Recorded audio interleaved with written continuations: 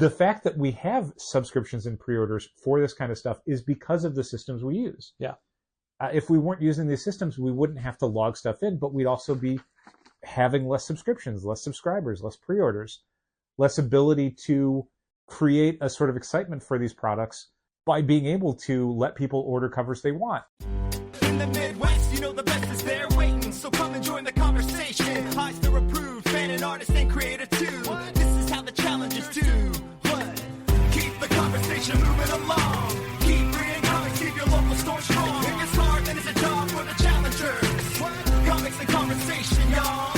From Challengers Comics and Conversation in Chicago, this is Contest of Challengers, a comics industry business podcast with Patrick Brower. Patrick Brower. Patrick Brower. Patrick Brower. Patrick Brower. Patrick Brower. Patrick Brower and W. Dal Bush. W. Dal Bush. Dal Bush. Dal Bush. Dal. Dal. Dal. W. Dal Bush.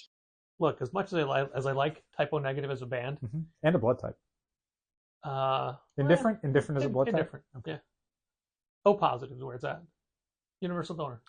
I mean, you seem like more of an O negative guy, but go on. I'm just talking about blood types I like. I wasn't saying what type I was. That's nobody's business. Okay. O positive. As much as I like Typo Negative as a band, Yes. Peter Still's been dead for a while, so they haven't been a band. Although I do play Christmas Morning, MOURN, of course. Of course. I mean, it's in my holiday playlist. I'm sure I've heard it. And you will again this year. I'm sure I will. We don't do the Z2 music tie-in stuff, and if anything, Mostly because we got burned on the image ones. yeah. But if anything, I broke my own rule and ordered that Def Leppard comic because Phil Collin from Def Leppard wrote it. Okay. And it still didn't sell for us. Oh no, absolutely not. Yeah, I remember and it's the prequel to the upcoming graphic novel, which we're not doing that. What was the first one that Image did? Was it the Tori Amos one? It was the Tori Amos one, yeah. And that one did pretty well, and it definitely. Well, there was a Belle and Sebastian one that might have been before that. Maybe, but like Tori Amos was the one that I know that like people were like, oh, and then Gillen went back to the well for like Spearmint. And we were like, well, people buy these now, and then we got the Spearmint one, and everyone's like, I don't know who that is, and nobody bought it. I mean, look, I don't know who most of the bands are who were doing songs for What's the Furthest Place from Here, but other people did. Yep. Not enough to buy any of the 7 inches, really. But sure. That being said, I did kickstart the Cursed Words LP. Cool. And I just mentioned that because A, we're talking about comic music tie-ins, and B, Charles Soule sent on an update today where he showed a photo of them all arriving at his studio. Nice. Pretty cool. Yeah. But no, we won't be carrying the Typo Negative comic unless people special order, whatever it is. We did, the Poppy ones always sold for us. And Poppy's Inferno? We would stock, there were two of them. Poppy's Inferno is the one I remember restocking several times. We would stock them now, but they're out of print. And also out of print, X-Men Inferno, like the Jonathan Hickman thing. Oh wow! From Marvel, out of print. Well, that collection came out like 2 years ago, and that whole franchise only wrapped up like earlier this year. Wasn't something brand new out of print from like 2 weeks ago? And I'm not talking about compact comics, which are all out of print immediately. But you just pointed out this week, you're like Transformers #1 out of print, something like that. Oh, wasn't Transformers, but no, I'm sure it was like a Marvel thing. Dan Johnson's Beta Ray Bill out of print. Yeah, but that wasn't it. That's been out of print for a while. This is something that was just collected. Yeah, maybe. It happens all too often with Marvel stuff, and it's always the hardest thing to impart to people when they come in looking for what we would consider seminal stories. Yeah, is how quickly it's like, I can look, but it's probably out of print because it is not. If it's not connected to an ongoing series or an ongoing event or something that has like some sort of like nostalgia baiting miniseries, it's probably out of print at Marvel. And the joke of this is that since Marvel moved their distro to Penguin Random House, more of their stuff is in print, and yet everything you want is out of print, and it all goes out of print so quickly. We've had people over the last 18 months who were getting into the Jonathan Hickman, Krakoa era X-Men stuff, And we were constantly finding that whole series are out of print. Like you can't, I think all the Excalibur stuff, I don't think you can get. Yeah. The Jerry Dugan Marauder stuff, I think, is gone. Hellions is long gone. And now, yeah, Inferno, which is like a tentpole thing in that franchise, is just, you can't get it now. And it's insane because this isn't something like when someone comes in asking for like, a DC miniseries from 15 years ago, it's like, well, unless it's Dark Knight Returns. Do you have the it's probably Christos out of Gage print. Deadshot collection? Like that stuff is probably out of print, and I understand why. It was so good, I understand the economics of, well, we'd have to reprint X amount, and we can't sell that many that quickly. Look, it's right there. And it costs us more to warehouse them than we would make selling the other copies. But when it's like Inferno, like you don't think you can still move that book at a reasonable clip? I know I'm sure they've got the metrics and they've got all the sales data. They can see the velocity of it. But like, there's got to be a better solution than just like, this thing came out like 2.5, 3 years ago, and nope, we're done. Frustrating. As a retailer who is trying to sell a lot of books in a shared universe, where not having one link in the chain means you can't sell anything in the chain anymore, is like, this sucks. This kind of sucks for us. Not that I want this to be a discussion on how to sell House of X Powers of 10 trades, but I feel like if someone's just getting into it now, they start there. Right. House of X Powers 10. Powers 10, yeah. And then you would go into, what was the Swords miniseries? 10 of Swords. 10 of Swords? X of Swords? That's what a lot of people call it. Yep. 10 of Swords. But that's the thing. Is Hellfire Gala. So what you would probably normally do is go to the big events. Yeah. And Inferno is the big event. Yeah. Like, once you get out of 10 of Swords, if you want the conclusion of a lot of the Moira McTaggart stuff that was going on that they set up in House of X Powers of 10, the answer to that is the Inferno miniseries. And now you can't get that, which is, again, crazy. As someone who no longer does the Marvel ordering, I don't pay attention to sell-throughs as much anymore. Sure. So, as a broad overview, how are the From the Ashes era X books doing? And I apologize for saying era. It's not an era. It's just a designation. Like, how are they selling? Yeah. Oh, in comparison to their Krakoan counterparts. Not great. Pretty much what I sort of expected / feared was that we would have high sales on issue 1, month 1, and then you would start to see a real decliner on issues 3 and 4, and that's what's been happening. X-Men, it's hard to tell sometimes because some of the variant schemes are kind of obscuring the actual health of the series. Yeah. Which is what they want. Yeah, exactly. I mean, when we're selling 20 copies of a J. Scott Campbell variant, it's not clear if we're selling 20 copies of the book or 20 copies of that cover. So, yeah, I think our main X-Men is probably down 20 to 25%. Yikes. That's not a secure number. And the other problem is that some of the other launch books, as we're getting into months 4 and 5, are not launching very strong. Storm did not do well for us relative to what we thought the book was going to move at. And maybe that's just our overconfidence. Of all of the side series, I think Storm was the one we had the most faith in. Yeah, it seemed like the one that was most primed to do well with the current market, and it didn't for us. Mystique did not do well. Dazzler didn't do great. Pre-order numbers for Laura Kinney Wolverine are not good. Yeah, I mean, there's just overall, I think there's a weakness to the line, unfortunately. Somebody they were looking at the sign-up sheet that we have, the call-out sheet we have Sure. at the front register of upcoming books for December, and they wanted to add a book, but because even though I'm the one who made that thing, I don't remember where anything is on it without looking at it. And they're pointing to it, but I'm behind it. And they're like, can I add this one? Like, I can't see what that is. Wolverine? And I'm like, there's a Wolverine book? I don't think there's a new book. Girl Wolverine. Oh. Girl Wolverine. Okay. That's my fault. I should have immediately been like, oh yeah, Laura Kinney. Of course. But just the way I was saying it is Girl Wolverine. Girl Wolverine. With that stutter. Girl Wolverine. Girl Wolverine. Yeah, we're definitely down on some of the major books from where we would have been in the Krakoan age. we'll see what happens with the rest of the line. I know they've got other books that they're excited about on the editorial level that they're going to be rolling out in 2025. We'll see. Yeah, but they were excited about all of these as well. Yeah, we'll see what the Look, Radon Greymalkin storyline does. I don't want to trash this whole line, but it's,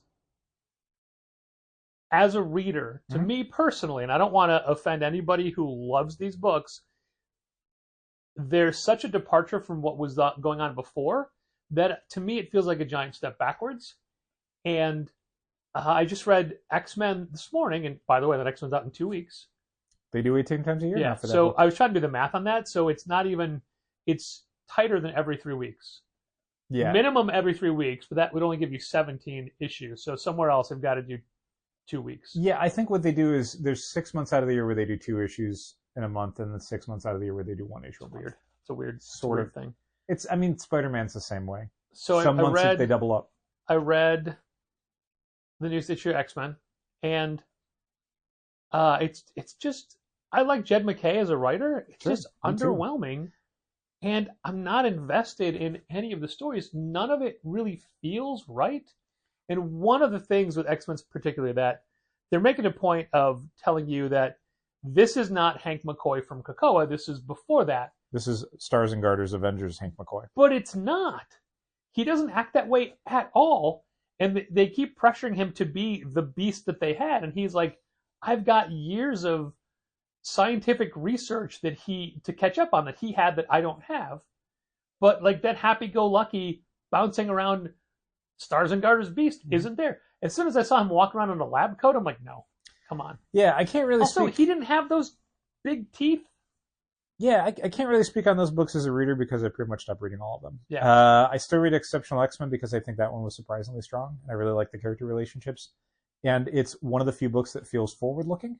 And that's my big problem with a lot of the From the Ashes line is it is either intentionally or unintentionally constructed to call back on previous eras. And I read all that stuff and I don't want any more of it. So I'm okay with them looking for other things to do with those characters. The point of all of these new X books, specifically the X-Men books, they're all about discovering new mutants. Sure.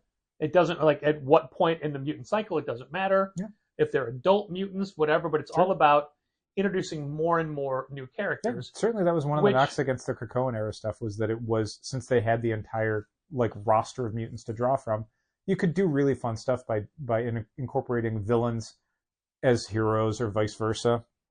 But they weren't really creating a lot of new characters. That wasn't really what they were trying to do. Yeah, but every time the X-Men line does that with a new wave of new mutants, they don't do anything with them. Like, okay, we're using Quentin Quire. We're using Glob Herman. Right. But which, again, like, that's a backwards-looking book. That's just, I was a Grant Morrison fan, and, like, I get it. I was a Grant Morrison fan, too. You know, where are the original New Mutants? Sure. So the problem that comics are always going to have with creating new characters to add to ongoing rosters is that the ongoing characters, the legacy characters, the main characters, are never going to go anywhere. It's the Robin problem that DC has. It's very fun to create a new Robin character, a new sidekick for Batman, a new story to explore, a new dynamic for the dynamic duo. But the problem is Bruce Wayne is still Batman. So now you're just creating more levels of Robins between the current one and Batman, because you still have Tim Drake, you still have Damian Wayne, you still have Dick Grayson, you still have, if you want, Stephanie Brown. You have all these other characters, and they're never going to go away. And they can also never graduate up into the main cast. So that's the problem with creating all these new mutant characters, is that Wolverine's not going anywhere. Rogue's not going anywhere. Nightcrawler's not going anywhere. Cyclops isn't going anywhere. Magic isn't going anywhere. And you can have Magic as maybe a prime example of over 20 or 30 years, you can maybe start to move that character into a strata where they look right on that team now. That was, I think, a Bendis thing of putting her on Cyclops' Uncanny X-Men, where you're like, oh, okay, this looks right. This works. A lot of it's the Chris Bachalo design, but regardless, it looks right. And they've tried that with other characters. Cannonball suddenly gets more prominent because the writers like Cannonball should be on the team more. Maybe it's you do a lot with Magma all of a sudden.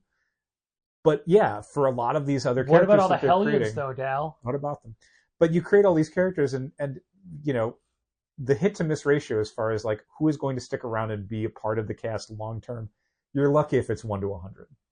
I mean, if one character in this entire roster of brand new created characters manages to even get up to the level of Ilyana Rasputin, I think that would probably be considered a success at Marvel. Regardless of how it feels as a reader, where you're like, none of this matters. Let's not forget, she made her debut at the same time that Colossus made his debut because we first saw him turning into his armored form to save her from a runaway tractor. Yeah, and that's the thing. Like, she was a legacy character before she even showed up in New Mutants. Yeah. So it's not like she was a brand new character for this New Mutants graphic novel, and then they went, oh, we're going to move her up to the X-Men. Like, even then, it took at least 30 years? No, 20 to 25 years before she was like an X-Men character. Sure. And that's, you want to give Melee from Exceptional X-Men 25 years. Maybe they'll be on the team. Maybe, sure. Well, that'll be someone else's job to report on. I was going to start off this podcast by talking about how basically everybody who is in this industry, or definitely a regular buyer, we all have this built-in collector mentality, whether we want it or not. Yeah. And it's never more evident to me as it was today, where at a movie theater, seeing the Venom popcorn bucket. You mean the Venom The Last Dance popcorn bucket? Sure. Seeing that, I'm not a Venom guy. I've never been really a fan of that character. No. B, I don't like those movies. Yeah. I don't even need to see. Those two are enough. But I still went, oh, that's kind of cool. It was a cool design. As far as like, marketing and product design goes, it was a cool little bucket. Because like, if you haven't seen it, if anyone hasn't seen it, this is the AMC one. I'm sure that there's 17 different kinds of exclusive buckets depending on what theater chain you frequent. But this one, it's a regular kind of black plastic popcorn bucket that has a little Venom head coming up over the top of it because they did the design of the bucket. They gave it like a texture of the symbiote suit. Yeah. So it seems like the bucket is Venom. Like Venom is the bucket. And that's kind of cool. Problem for Patrick was the corresponding cup was a lenticular cup, and that's right out. Well, the problem for Patrick is that... Also, you didn't like the movies. So you weren't gonna buy A it. and B. But still, part of me is like, should I get that? Mm. No, you shouldn't get that. It was pretty neat. I had to talk myself out of getting one of the Leonardo, Teenage Mutant Ninja Turtle, Leonardo, the best turtle, pins. Everyone's saying it. That came with, we get 10 pins for each of the first 4 issues. It's the same pin, but different colors for the masks. Right. And since Leo is the best turtle, I was like, should I get this and just put it on my bag? No, you don't need it. Why do you want that? Yeah. But it's for Leonardo. So what? I got, I don't know if I mentioned this. I did the Kickstarter for Unico. The Guru I feel like we talked about it last week. Graphics book, but before they announced it was being published by Scholastic Graphics. Is it Unico or Unico? I say Unico because it's a unicorn. Okay. Also, Unico would be more the Spanish pronunciation if it was. Maybe. So, because I backed it on the Kickstarter, it came with a bunch of extra stuff. Maybe I backed it at an extra stuff level. I don't remember. But I wanted to support the book, and I wanted those creators to be financially well compensated for their art. But it came with all this bonus stuff. It came with a little, like some stickers and a little... I think it's like a bookmark, but it's like a tarot card. I don't know what it's supposed to be. Like a fakey little golden book origin for the character, 2 different like mini comics, and all of it is cute. But like the book goes on my bookshelf. I don't know what to do with this other crap. Like I'm gonna. If it's all flat, just put it in the book. I mean, they're all weird sizes. Yeah. Like they're flat, but it's like some of them are multiple page mini comics. Oh and stuff. yeah, okay. So it's probably going to go in a little bag, and I'm going to have to find some place to put that little bag because I don't just want to throw it away. But in my head, I'm like, this is not what you wanted. Yeah, you're never going to look at that stuff. You didn't need this. The stickers aren't going to go anywhere, but yeah, it's, again, a collector mentality of like, I should save this. Why? Who are you saving it for? Right. For what end? It's going to be somebody's job to root through all your crap when you're dead. Oh, I won't care. I'm just saying. Sure, it will be, and I won't care. Because I'll be dead. I think about that all the time. Oh, yeah. No, No, the you being dead part. Oh, okay. Oh, That's not true about just how much stupid stuff that I have, Sure. which is a lot. That's what garbage bags are for. Shout out to Kelly Sue DeConnick for being the person who was very, like, the absolute closest to why last episode was called Megaforce. Oh, okay. She got it. For the most part, she got it. Okay. Let's see. We've got some industry news to talk about now. Oh, which is boy. a thing that almost never happens lately. But first, I'm going to do a little recap for the Day of the Dead Girl signing from last weekend. Okay, let's. Because we spent a significant amount of time last week talking about all of my trepidations for the event. And preparations, not just trepidations. Yes. I was preparing to be trepidatious about it. And long story short, it was great. It went off without a hitch. There were tiny things that came up, but they were all easily handled. Mm-hmm. And it's kind of a challenger's thing to really over worrying about an event. Sure. But I'd rather do that because that means we're prepared for it. Yeah. So when our hired wrestling security had to cancel very last second, we were able to shift. Like, we got really lucky with the security guard we were able to get. Mm-hmm. And I don't even know if I'm allowed to talk about the security guard because I wouldn't. their identity was meant to be anonymous. Yes. But they were an unexpected last second fill-in, which kind of made it just as good. That's not right. better, not worse. Yeah. But everybody was respectful. Nobody really. There were Stella and I talked about it afterwards. There were only like 2 people who tried to scheme. Yeah, and even those, they were not trying to do a ton of extra nonsense. Sure. There were 2 people. They were just slightly overzealous fans. Yeah, there were 2 people who came back and it's like, I'm the guy that forgot to get my picture taken. I wanted to say, you weren't guaranteed a picture. Right. This wasn't a picture taking event. It was a creator signing. But it's like, fine, you can jump back in line. Fine. They went through the line in the allotted 2 hours. There was just enough people. The thing about these 2 creators is they are so incredibly gracious. They are such better people than we are. Uh-huh. Everybody felt special. There were so many people that broke down crying. Yeah, many. It's a hard thing for me to envision myself doing, is being in their position, the Amy or AJ, and feeling like I've got to make everyone's encounter special. You know, I have to be there for them emotionally. I have to make this a good memory for them. Like, I don't know that I would have the wherewithal to do that even one time in like a one setting way, as opposed to every time I do one of these I want to events. say a distinction right there is that you were saying, like, I feel like I have to do this, whereas they just did it. I don't know that that's as innate as you think it is. Like, I think it has to be a conscious thing. Like, But regardless, they were amazing at it. Right. And even when there were situations where, okay, I'll just, this one story. During the event, and I found out about this later, during the event, somebody called and either Molly Jane or Andrew got the phone call. I can't remember who had it, who told me the story. Mm-hmm. But somebody called. They were driving around and they were having a hard time finding the store. So they asked for the address again, and they were told 1845 Northwestern. Where is that? Half mile or a half block south of Western and Milwaukee. You know, just a block away from Armitage. Like, I don't understand. Is it near Hollywood Boulevard? And the person's like, I don't know where Hollywood Boulevard is. Don't understand. And they wound up saying, well, what's the zip code? 60647. What? This person was in Los Angeles, driving around looking for a comic store in Los Angeles. For the signing? Yes. Wow. Yeah. Why? So they were very far away, Uh-huh. and we're not going to make it in time.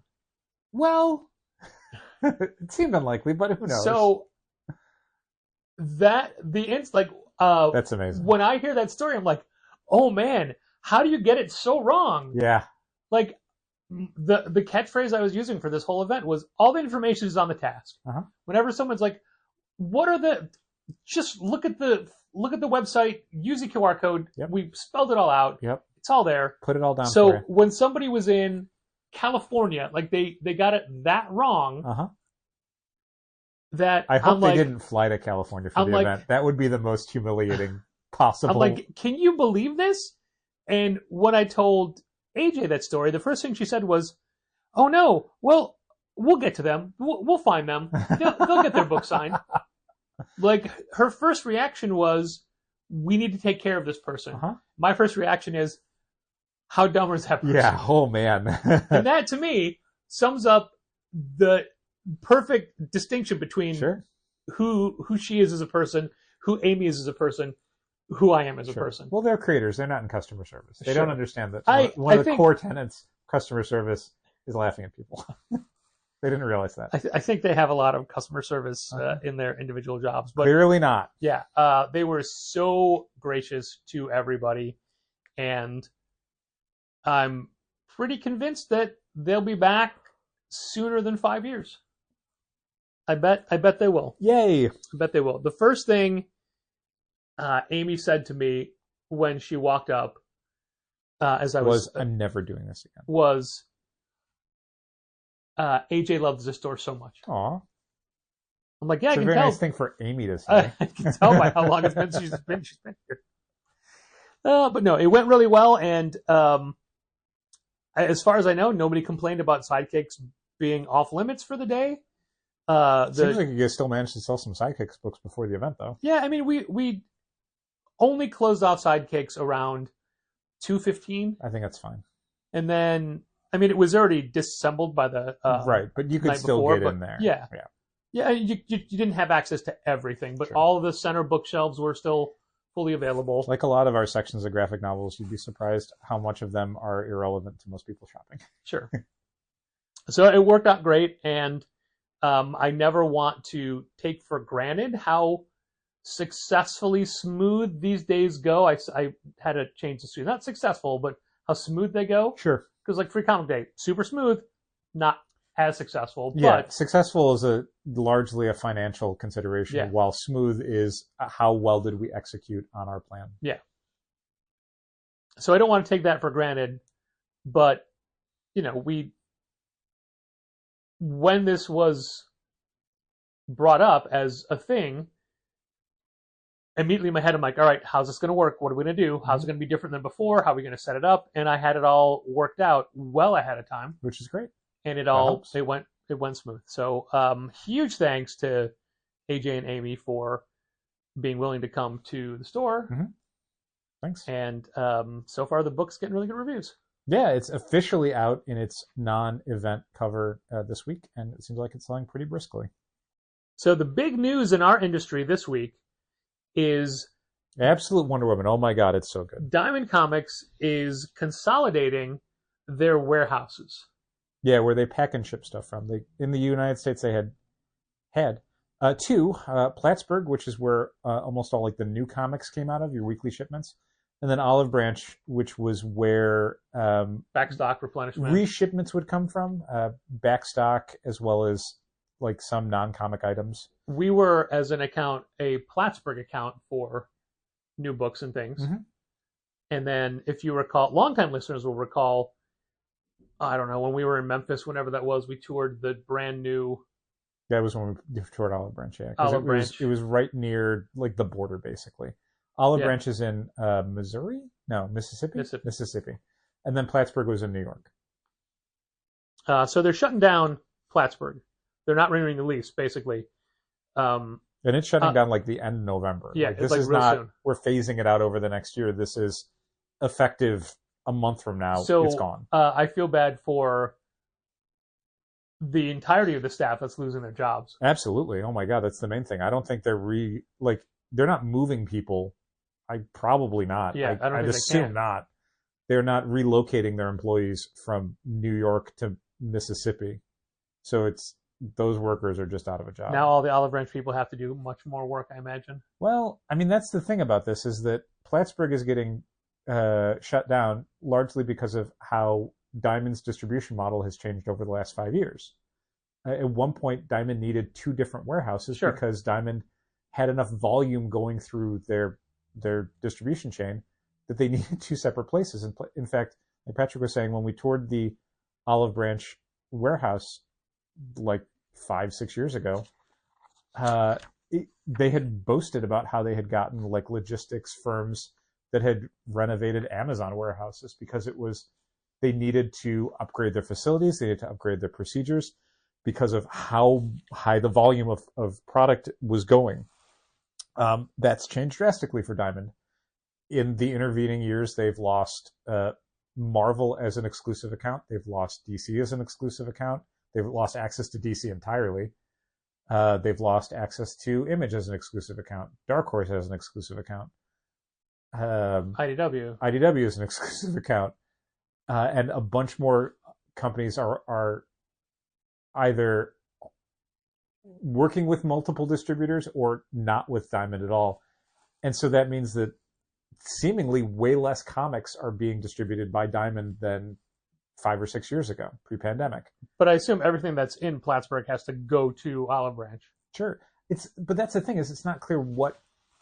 I mean, I don't know enough about Daimond's logistics to say for sure, but it seemed like Plattsburgh was a largely new product, which means every week it kind of just turned over.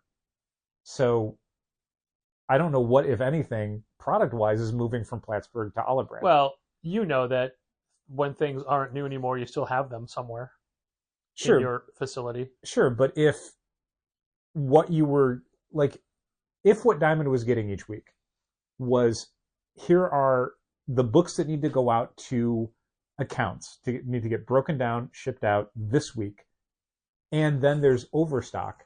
It seemed like the overstock just went to Olive Branch to begin with, because that's where you would get reorders and stuff from. Sure. But what that also means is they're closing down some of their drop points around the country. Yeah, well, so they're doing a lot of restructuring to how their distribution is. We had talked about, I think about a year ago, maybe less, about how they were shifting their previously opaque shipping costs to something nominally transparent, but in practice differently opaque. And so like 3% shipping was what they were doing, where 3% of you're charged for shipping 3% of the net cost? I thought it was retail cost. A cost of the product that's being shipped. So it didn't matter how many boxes it was or how heavy the boxes were. It matters the amount of product you're getting, specifically the dollar amount of the product you're getting. And that's what would determine how much it costs to ship. Again, in practice, we see wildly divergent values from week to week. It doesn't help that what you're getting billed for shipping is usually what you got the previous week. Yeah, the shipping bill, it's always a week behind. Yeah. But anyway, like Patrick was saying, they are closing down drop-off hubs, which for the entirety of Challenger's life up until 2024, we would go pick up our books at an Expeditors out in Elk Grove Village. First it was called Wilson's, then it was bought by Giadis. It became Giadis Wilson's, but it's mainly just Giadis. And Daimond would send any Chicago account that wanted, or even Northwest Indiana account that wanted to go pick up there, right? And we'd go pick them up at our leisure. So we wouldn't have to rely on UPS coming whenever they wanted. We could get there as soon as they opened. Yeah. We could get the boxes hours before UPS would even be on the road. Yeah. And over the years, it went from picking up at 6 a.m. Wednesday morning oh my God, that sucks. to picking up on Tuesday to the availability of picking up on Monday because the product would literally get there on Saturday. Some accounts could pick up on Saturday. We could not. And so for the longest time, it was just Tuesdays. I would go to Elk Grove Village and get the new books from Daimond. Yeah. And it used to be everything. Then it slowly trickled down to less and less and less. Yeah. And when they introduced these new shipping rates, we thought maybe it's not worth the drive anymore. Yeah, it's certainly... And the gas money and the aggravation. And and just having to build your day around going to pick this stuff up. it was worth it when it was like 8 boxes of comics, each box weighing 40 to 60 pounds. Yeah. Like that was worth driving out for. But in 2024, the amount of comics we get from Daimond each week, it's like half of a box. So it's maybe 20 pounds worth of comics. Where it gets insane is when we have what seems like every goddamn week now of boxes and boxes of pop vinyls and Marvel Legends figures and stickers, just merchandise, non-comic merchandise, pins and magnets and keychains, and it just keeps going. But now even that they're shipping out separately from our weekly orders, so it's like, well, we'll get to that in a minute. Yeah. But so earlier this year, we just decided we're not going to pick up anymore. We're just going to go to UPS. Yeah, it didn't seem worth it for like a box or two of comics and graphic novels. And we've been doing that for, what was it, April we started? I can't remember. For a while now. Mm-hmm. But anyway, it's a moot point because now nobody can pick up because they're closing that down. They're not doing that anymore. Yeah, the all the U.S. drop-off points, that's done. They're not doing. Your books are being shipped out. Yep. That's it. So, will it affect stores in Chicago? 1,000%. Yeah. Will it affect us? No. No, we were already doing this, and I'd be interested to hear how many stores needed to do the drop-off point. Certainly, one of our fears when we switched over from the drop-off point is the unreliability of UPS shipments. When it's on a truck, you have no idea when that truck's going to get there. Certainly, you're getting them a day in advance, so even getting them later in the day doesn't mean you'll have any problems getting things on the shelves for Wednesday. It just means that you might have to work a little faster near the end of the day Tuesday. But for us, we've had really good luck because our driver's great. Paul's amazing. So we know that he's going to, get to us by like 1 o'clock on a Tuesday. I'll be honest, there's been multiple Tuesdays where he has gotten to the store with our Daimond shipment at least an hour before, Patrick, you would ever get to the store with our Daimond stuff on a Tuesday. So it's already like, this is saving us an hour worth of work. And then on top of that, it's not that much stuff. Like, well, I would comic wise, pull over and take a nap on the side of the highway. It's true. You would stop so many places, multiple different bagel shops. I wouldn't, and start driving back until the entirety of Greg James. No, Vic and Jordan were going done. Home. Vic and Jordan were done, but that's a midpoint as well because Vic's done. Jordan's done. Maybe Vic's done too. I don't know. No, she's still there. Still? Yeah. With her famous husband and her multiple other hosting gigs? Sure. Why? So ratings just came out, and for the first changeover since Matt and Molly gave up their weekend show and took the midday show right before going home. Mm-hmm.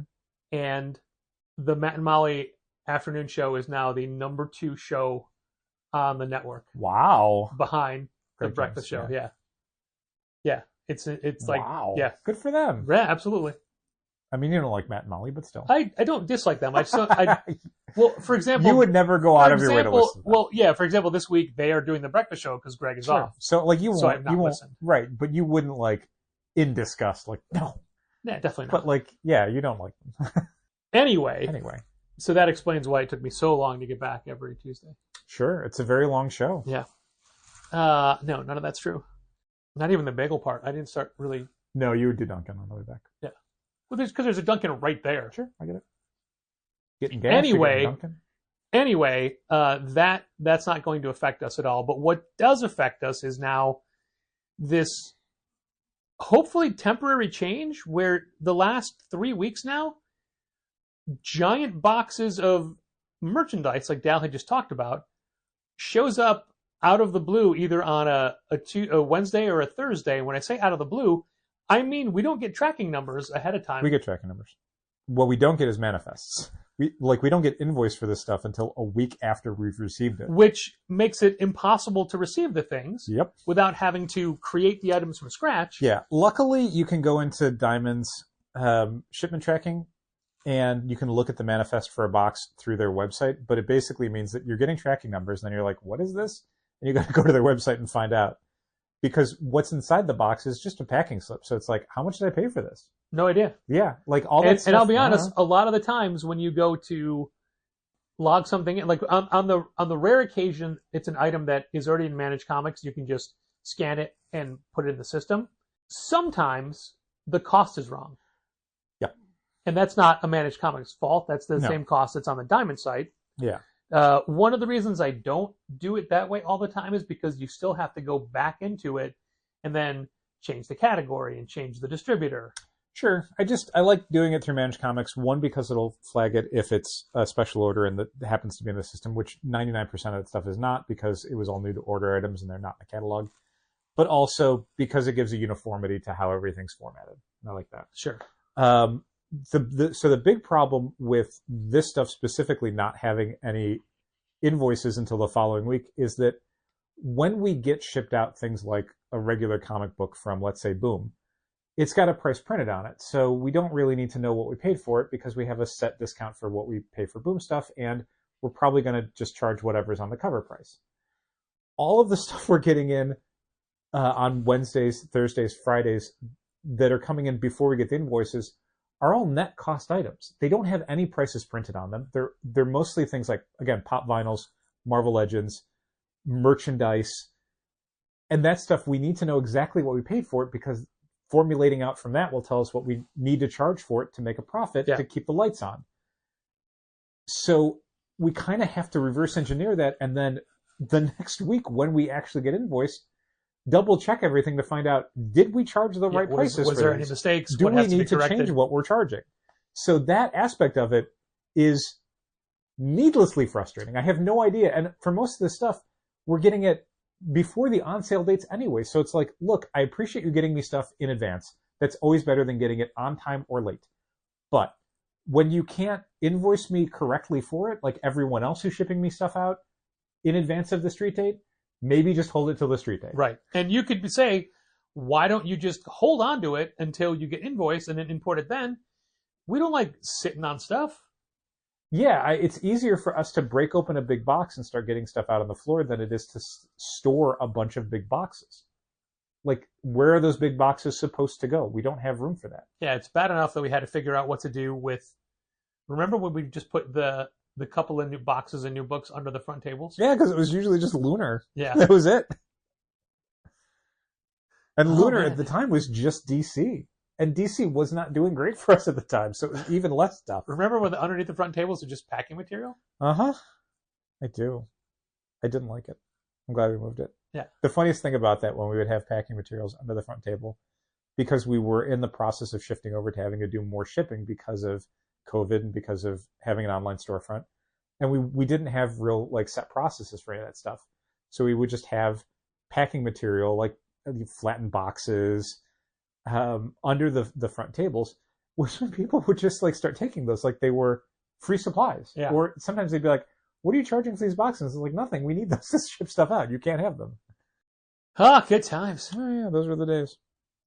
So I wonder if this is just a transition while they figure out what they're doing with the consolidation of the warehouses. But Yeah. I would really hate if this is the way it is moving forward. Yeah, I mean, it seems like it's a stopgap thing, because what these boxes would normally be would be sent from Olive Branch to Plattsburgh to then be packed with our normal weekly shipment of stuff from Plattsburgh.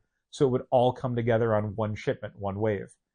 And the fact that they're shipping them out separately without really invoicing stuff makes me think that this was a last-minute decision. Yeah. This was, okay, this is what we have to do for the next month, and then we'll see. Like, again, if everything's coming out of Olive Branch going forward, and that's where these replenishment orders were coming from, there's no reason why they can't just ship them all together. It's such a weird point in the technological aspects of our industry where getting product early is a hassle. Remember when you just open a box, price a thing, and put it on a shelf? Yeah. You can't do that anymore. No. It has to be logged into a system. It has to be received. It has to be accurate. It has to be updated. Yeah, I mean, this just It has to be collated, stamped, briefed, debriefed, indexed, and filed. Oh, is it a number? No, it's a free man. Okay. So the problem with all this is what we've been talking about for years, which is how much more work goes into selling the same stuff. All of these additional steps and obstacles and hoops to jump through, none of that is generating more revenue. That's just more work we have to do these things.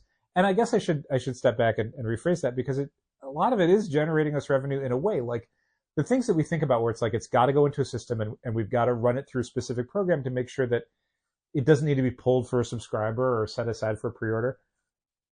The fact that we have subscriptions and pre-orders for this kind of stuff is because of the systems we use. Yeah.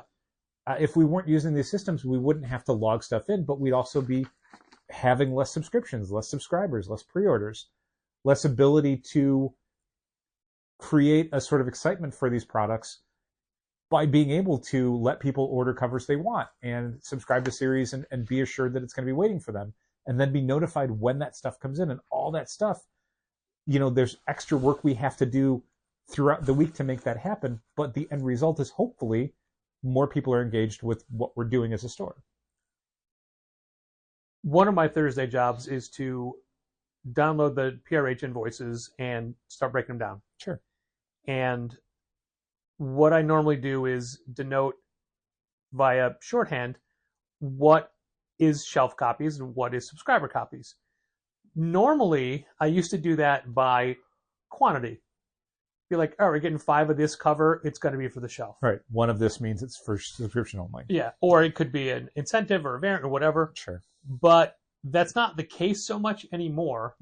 So I'm now spending more time plugging each individual variant into Managed Comics to see what the pre-orders are for it. Okay. And it's how are you doing that? Because there's a few different ways. I'm curious how you're doing it. Going to pre-orders and just looking up the item. Okay. Set it by title. Great. Do you have a better way? I think you can also do it through, there's a separate tab for like, I can't remember what it's specifically called, but it's like subscription totals. Same amount of work or less work? I think it's probably about, if you're sorting everything by title, it's probably faster to do it your way. Okay. Because you can just do a find and replace and just find like Uncanny X-Men, like, okay, this many of the variant. Yeah. And it was kind of eye-opening, things that today I would have earmarked for the shelf, like, oh no, we have 5 different people that signed up for this specific variant cover. Yeah, a lot of the Marvel theme month variants will people just jump onto a specific, Doom variant for Scarlet Witch or whatever, and you're like, all right. So it's, even that is more work than before, but it's encouraging to see, as you just pointed out, how many people are interacting with the system and people are going in and ordering those exact covers. And when everything works right, that makes life easier for everybody because they get the cover they want without having to make us order it for them. And when it's received, it just says, these 5 people get this cover. And then they get a notification, they come in and get their stuff, and it's smooth. It's and that is the whole goal of all the systems working together. Right. And it's a lot more work on everybody's end. It's more on the Managed Comics programming side. It's more on our side. It's more work on the customer side to go put their orders in. But that's the way everybody gets what they want. Yeah, like I've talked about this 100 times, but when I pre-order toys from different vendors to make sure that I'm getting the stuff I want at the price I want to pay for it, I have to do more work on that, and I have to monitor pre-order pages. I have to make sure my order goes in before an item sells out or whatever. That is more work for me, but it means that I am confident I'm getting what I want. With something like Managed Comics, the easier version for everyone involved is if you just tell us, I want Batman, and we just order Batman cover A, and that's what you get forever. Yeah.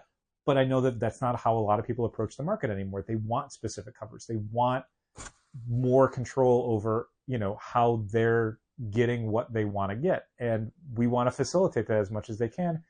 A thing recently, somebody shot us an email saying, hey, I see Snot Girl's coming back. I want to make sure I get Snot Girl. And so we said, great, here's the FAQ that we wrote up. Here's the landing page for Snot Girl on Managed Comics. Read the FAQ. It'll tell you how the service works. Here's the link to go to Snot Girl and sign up for it. And then a day later, I get a notification from Managed Comics. New customers have signed up for Managed Comics. I click the link. Somebody signed up for Snot Girl. Great. Perfect. This all worked perfectly. Yeah. This is exactly what we want. And now they don't have to worry about when it goes on hiatus again. Right. And that's somebody who we would have maybe missed normally if we didn't have that as an option. Yeah. Do you know what I mean? Like, they don't shop with us regularly. They don't follow any other titles. They just want this one thing, and they want to make sure they're going to get it. And something like Managed Comics allows us to meet that customer wherever they are, which is great.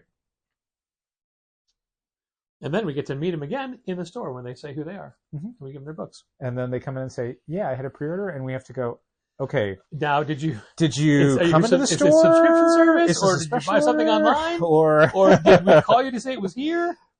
There's 5 different places it can be right now, and I don't know you, so I don't know which of those 5 places it's going to be. So you're going to have to give us a little bit more information. Oh, good times. Next, I want to talk about the upcoming months of Marvel final order cutoff due dates, specifically from right now through the end of January. Now, to recap, final order cutoffs are the last day we place our orders for any individual title. Mm-hmm. And many publishers give us the opportunity to place an initial order and then a few weeks later say, I want more or less of this book based off of what customer reaction has been since then. Yeah, or previous issue sales. Yeah, that too. Since we have 2 more weeks of data, at least.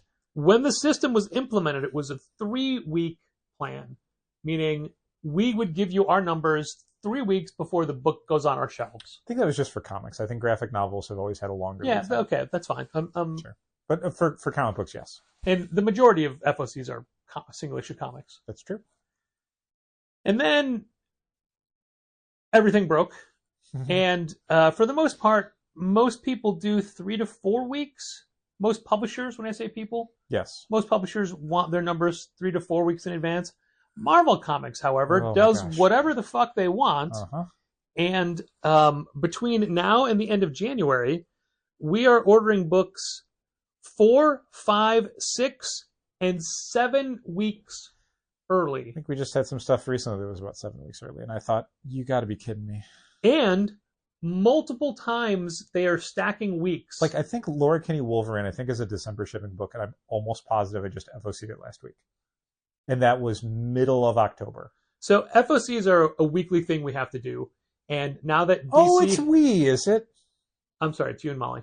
Now it used to be, though. It used to be. I used to do DC. Yes. And then, anyway, we is the comics industry. It's the royal we. It's fine. They're all due on Mondays. Now, yeah. It used to not be that way. Now they're all due on Mondays. Fine.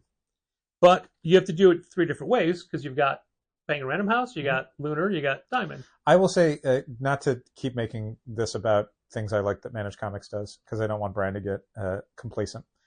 But one of the things that's really helped me a lot on Penguin Random House FOCs each week is that Managed Comics instituted a thing that shows ratio variance, because Penguin Random House, as we've talked about endlessly, parses their data in the most unhelpful ways. So like every other publisher that we order from other vendors, in the title, they'll say like if it's a 1 in 25 variant, a 1 in 50 variant, a 1 in 10 variant. But with Penguin Random House, it's not part of the title at all. It's a completely separate field. And so Managed Comics did a thing where they said, okay, well, we're going to put that essentially in the title when you're looking at it on FOCs. And I think they'd already been doing it on initial orders, but I don't usually do initial orders, so I don't see them that way. So now when I go through the Penguin Random House stuff, it'll say, oh, that's a 1 in 25 variant. It's like, okay, cool. I can just start plugging those in as I'm doing the FOCs instead of having to do all of the covers and then go to the Penguin Random House site and go, okay, what are the ratio variants that I've qualified for now? Sure. So it speeds up the process for me substantially, and I love it. So see if we can follow along. Traditionally, it's supposed to be every Monday you do every publisher, right? But when there's holidays, when publishers are going to be closed, they will double up. So you have to do 2 weeks worth of orders in a week. Yeah, it's almost always when there are Monday federal holidays, because there's no one around basically to do any of the, I don't know, whatever data entry or button pushing needs to be done. Or they're just the assumption that like stores might be closed for those holidays. So they will, double up before Labor Day. And you'll do what would have been the Labor Day stuff the Monday before Labor Day. And then you'll do nothing on Labor Day. So here's how it goes. You ready? See if you can follow along. This upcoming Monday, which is specifically October 28th? Sure. Nothing. Skip week for Marvel. No Marvel book on FOC. Yeah. They're skipping. Now remember, this is just It was twice as much last week. So this that is tracks. just Marvel. That tracks. Okay. So the week after that, you're doing orders for books that come out in 5 weeks. Okay. The week after that, 5 weeks. Okay. Week after that, 5 weeks. Okay. The And then week we're after hitting, that, Thanksgiving week we're around. 5 and 6 weeks. Yep. So it's a double week. And the reason why some of that happens, and we've been told this in years past, is printer closures over the holidays in November and December sometimes mean that publishers have to start printing multiple weeks Yeah, of like stuff a lot in of printers advance. get 2 weeks off at the end of the year. Right. So if you want to see comics in January, they're probably going to have to start printing them in early December instead of mid to late December. Okay, so since I'm going to go back to the beginning because we're trying to keep this in a so people can follow along calendars. This week, skip week. Week after that, 5 weeks out, then 5 weeks out, then 5 weeks out, then 2 weeks at the same time, 5 weeks and 6 weeks out, then 6 weeks out, 6 weeks out. Week after that, double week, 6 and 7 weeks out. Then 7 weeks out. That gets you to the middle of December. Then 3 weeks of no Marvel FOCs. 3 weeks off. And then when you come back in the middle of January, it's 3 weeks in a row of only 4 weeks out. Great.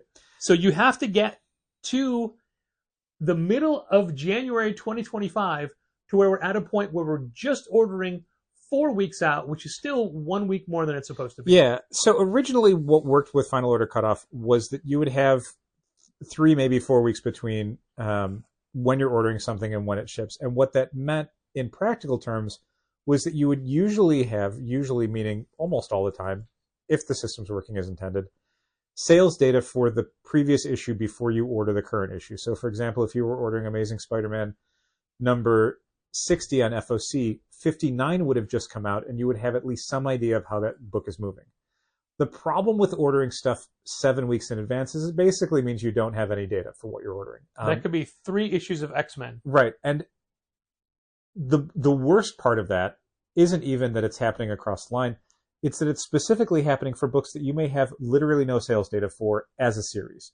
You could be ordering issue 2 of a miniseries before issue 1 is even shipped.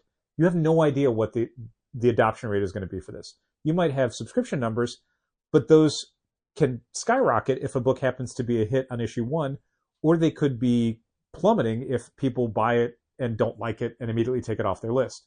So you are ordering for several miniseries completely blind, and that's a much bigger problem in 2024 and 2025 because that's most of what Marvel publishes now is miniseries. 2 to 4 issue miniseries, and that super sucks when you are ordering those, again, basically completely blind. And you could mitigate that as a publisher by saying, hey, we're going to make this stuff returnable. Marvel's not going to do that. Marvel was already making us order a lot of stuff a couple issues deep before we started to get sales data for reasons that never felt like they were believable. They don't pass the smell test for a lot of it. Like one of Marvel's things recently is like retailers complaining, hey, why am I ordering this book 6 or 7 weeks out? And like, well, it's got a foil cover. So we got to FOC the whole thing when we're FOCing the foil cover, and the foil cover takes longer. And it's like, okay, well, one, you could maybe do FOCs for the foil cover and then do FOCs for the other stuff on Like later weeks. DC does.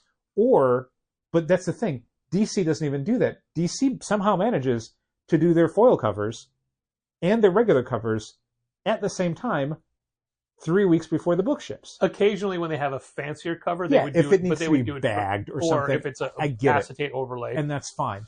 But again, a foil cover is not new for the market. Yeah. It's a known quantity. Well, they don't even know how to put a retail price on it, Dal. And that's the other thing. The idea that, like, we're getting a much reduced discount on foil covers. From Marvel. When Marvel puts it on, like, the same price on the foil cover as they do on the regular cover, knowing that we are getting a substantially smaller discount on the foil cover, and I've never understood why that is. And it doesn't seem like, to my mind, they've ever bothered to explain that in a way where it's different than DC. Again, a DC foil cover is usually $1 more. We get the same discount. It's fine. It all makes sense. Yeah. There's no reason why Marvel is saying this replica edition is $4.99, and you're maybe paying $2.50 for it. But this replica foil cover, you're paying $4.54, but we're also saying it's $4.99. Like, why not? Why can't you charge $8.99 for that if you're charging me $4.50 for it? Like, why can't you put $8.99 on the cover? It's never made sense. And retailers have complained since they started doing it, and they still do it. Yeah, and which is why we don't carry foil variants from Marvel for the shelf. Carry them for DC. Prices make sense. Marvel prices do not make any sense. So yeah, the idea of 7 weeks out for FOCs, or even 6 weeks out for FOCs when you're shipping stuff, faster than 4 weeks between issues, means that we're basically flying blind. And let me tell you from experience how the market reacts to this. We order lower. Oh, yeah. If I'm ordering the first 2 issues of miniseries before the first issue comes out, I'm just going to assume that most people are not going to want That's to. That's okay, Dal. David Gabriel Marvel knows. Knew what you're going to order before that book was even conceived by the creative team. He can see into your secret heart, and he knows what you're going to order. So you telling him you'd order less doesn't faze him at all. He already knows what the numbers are going to be. They're okay with that. Well, we don't know what the numbers are going to be of some upcoming books, so I read them in advance to talk to you about them right now. Uh-oh. And unfortunately, I don't think Dal's read either of these books. Uh-oh. So, first up... I meant to read some of the DC stuff that got posted last night, but I just didn't have time. First up is from Oni. It's CALAVERA P.I. #1. It is a 1925 Hollywoodland occult murder mystery. Mm-hmm.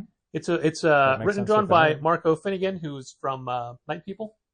Okay. And it is about it's going to be about a PI who is killed and then resurrected and has 3 days to solve a case as a corpse. But we don't get that in the first issue. We find out who this PI is and how good they are at their job and the supporting cast that will be part of the book. It's a very distinct art style. I liked it a lot, but I'm predisposed to like predisposed. Yep. Predisposed would be having to talk about it ahead of time. Maybe. A pre-deposition. Yep.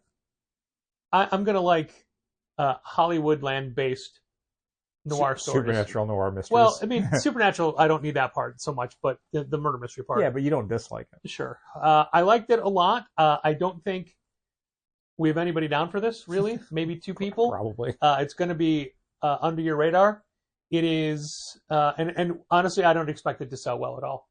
But I enjoyed it, so I'm talking about it now. Neat. And then from Image, from Rick Remender's Giant Generator, Dust to Dust. Written by J.G. Jones and Phil Bram, and drawn by J.G. Jones. Ooh. This is a 1935 Oklahoma Dust Bowl, what's going to be a serial killer story. One of those first issues. But also, we just basically get some of the main characters, the settings, and really the impact of the Depression. How much I hate that in the 1930s. In sequential comics, it kills me when it's like, what's the premise for the series? You'll find out on the last page of the first issue. Like, no. I'm sorry, but no. Look, I read the entire first issue. Y'all got to do better than that now. I didn't even get that it was about a serial killer. Oh, man. Which I read in the solicitations afterwards. That seems disqualifying to me. I mean, I'm not an editor. I don't have editorial control over anything in the comics industry. But Jesus Christ. Like, your first issue has to do more than set up the premise at the end of the issue. This just felt like a little more... a little more action-y John Steinbeck. And I'm not going to keep harping on this, but I will keep harping on this part for the rest of the year. I read Absolute Wonder Woman #1, and that's a perfect first issue. It's absolutely perfect. It gives you everything you want. It gives you enough backstory to understand the context of what's happening, but it puts you in a current setting that has stakes and tells you what's going on and gives you thematic heft to what's happening. Like, it's perfect. I'm writing down thematic heft. You got it. I was talking to a friend online today about it. I had recommended it to them a few weeks ago, and they picked it up today. And they said they really liked it. And I'd mentioned something specific that I liked about it, and they're like, well, now I got to go back and reread the issue. And I'm like, good, whatever it takes to get people reading that comic more than once. Yeah, you did it. I did, and I enjoyed it.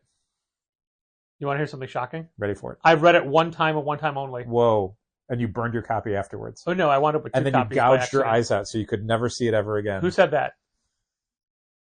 Is that Chris McCausland? I really liked it. I put something on, I think, the front page of our website. But what I'm genuinely excited about now is I can't wait for people to come back and tell me how much they love that issue. Like, it's the best part of this job, and I've said it for 16 years, is it's not selling somebody something that you like so that they'll like it too. It's selling somebody something, and then they come back and they tell you how much they liked it. Do you know how often I will sell somebody a graphic novel they never heard of, and as they're leaving I say, and please let me know what you think about it, and they never do. No, and it's rare when it happens, which is why it's so precious and so fun. And it's great that it's something, like we were experiencing it with Absolute Batman, where people would read it and then they'd come back and they'd go, oh my God, I can't wait to see what happens next. I didn't think I was going to like it. It's such a great issue. But for me, while that's great, I didn't care as much about Absolute Batman before it came out. So Absolute Wonder Woman not only is great, but I want everybody to know it's great so that I can get more of it. Like, I want that book to be as massive a success as Absolute Batman, selfishly for me. But I'm so excited to hear people respond to it, maybe not as much as I did, but at least in the same vicinity of how I responded. So it's funny you say that, because when it finally came out, I thought, did I tell Kelly Thompson how much I liked this book? Mm-hmm. So I went through my messages, and it turns out I hadn't, but I had done that exact same thing for Birds of Prey #1. Which was a great first issue. And a great first arc. It wound up being like this whole breakdown of all of her books and how they do for us. Mm-hmm. And I even said, I'm like, I didn't mean to do that, but I just want to let you know, like, in context where this falls. And one of the things she said was, well, I hope Birds of Prey keeps doing well because I want to write this book forever. Sure. And it's had some, I would say Birds of Prey has had some ups and downs, largely related to creative team changes as far as the art goes. And specifically kind of how the art and the colors would either work great or would kind of be at cross purposes. But I think the current team, both line art and color, works great together and is doing a great job. And like I think Kelly's mentioned in a few of her Substack emails, if you liked Absolute Wonder Woman, and I can only assume that if you read it, you did like it, because otherwise the world doesn't make sense to me, please check out some of her creator-owned stuff. The Cull, if you want something darker, Black Cloak, if you want something a little bit more fantasy-based. They're both great. They both do slightly different things, but if you liked what she's doing with Absolute Wonder Woman, I would highly recommend checking those out. And again, if you liked, Absolute Wonder Woman, Birds of Prey was just as good a year ago. So it's there for you if you haven't read it. Yep. Just like we're here for you every week. Thanks for listening. Keep reading comics. This has been Contest of Challengers. Thanks for listening. Keep reading comics. Challengers is located at 1845 Northwestern Avenue in the Bucktown neighborhood of Chicago. 773-278-0155. Keep up to date with new releases and events at challengerscomics.com. And help fund this podcast at patreon.com/challengers.